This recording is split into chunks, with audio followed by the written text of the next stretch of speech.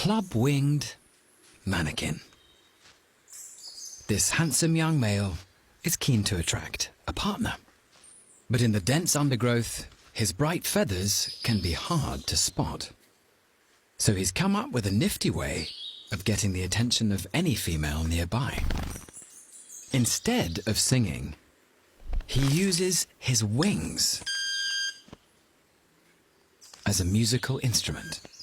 It's known as stridulation, and mannequins are the only birds that do it. By slowing their sound down,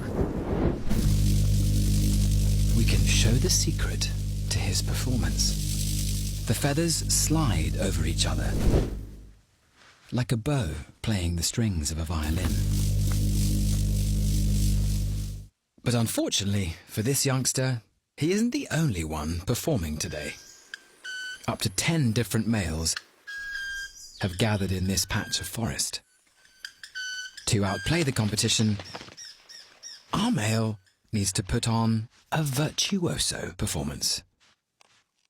With a female nearby, now's his time to shine.